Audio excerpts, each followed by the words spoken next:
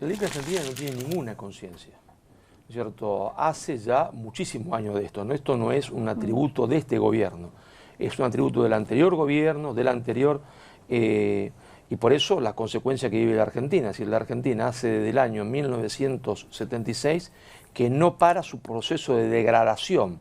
Una degradación moral, una degradación económica, una degradación social, una degradación del pensamiento, y entre otras cosas es porque la Argentina no tiene ni idea cómo funciona el mundo, ¿no? El último hombre que comprendió eso fue Juan Domingo Perón, ¿cierto? Acompañado en ese momento también de otro que había empezado a comprender, como fue Arturo Frondizi. Nosotros vivimos ya desde hace muchos años en el mito del libre comercio, ¿no es cierto? Nadie sabe que el poder de las naciones, lo que llevó también a su bienestar económico, al desarrollo económico, a la justicia social, se construyó negando todos los principios del libre comercio, de la división internacional del trabajo. Hicieron todo lo contrario de lo que dicen los economistas neoliberales hoy que hay que hacer. Y eso se desconoce de forma absoluta en Argentina. Nadie conoce cómo construyó su poder los Estados Unidos, cómo lo construyó Alemania, cómo lo construyó Japón, cómo lo construyó últimamente Corea del Sur o Canadá. Por ejemplo, Canadá es un caso muy interesante, porque los argentinos siempre quieren ser como Canadá, pero nadie se pregunta qué hizo Canadá para ser Canadá o qué. Entonces ahí caen los lugares comunes, ¿no? La corrupción, esto, lo otro, todos lugares comunes, pero nadie se pregunta exactamente cuáles fueron las medidas políticas y económicas que hicieron del Canadá un país desarrollado y de Argentina un país en vía de su desarrollo. Nuestros políticos actuales, ¿está? Uno va a la casa y no encuentra una biblioteca. Cuando estudiaron en la universidad, lo máximo que hicieron fue leer para aprobar el examen. Entonces son gente que no tiene formación histórica y mucho menos formación filosófica. Es decir, es difícil, por ejemplo, juntarse con un político argentino hablar con él de política más de 30 minutos. ¿Por qué? Porque quiere hablar, se entiende, de lanchas, ¿está?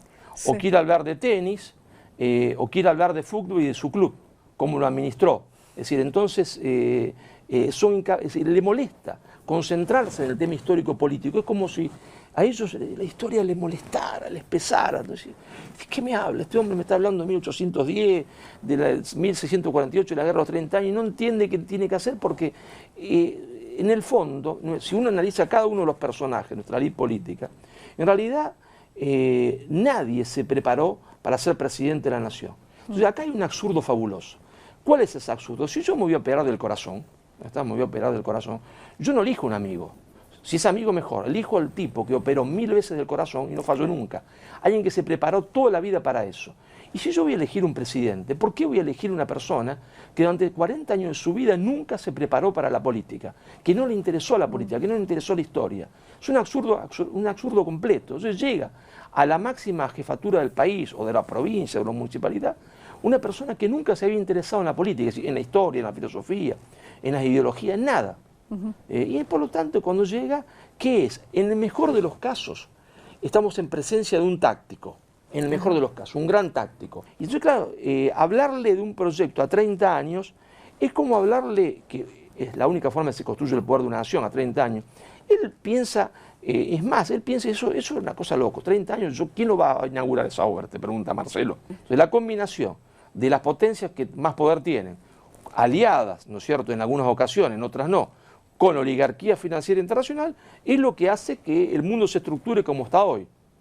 Un mundo donde si en realidad uno empieza a escarbar, va a ver que en ese mundo hay 6.000 empresas, de las 6.000 en realidad son 3.000, y de las 3.000 son 300, de las 300 son 160, que son 160 bancos que controlan el 60% de la economía mundial. El progresismo es en realidad la nueva cara de la ideología de subordinación de la oligarquía financiera mundial.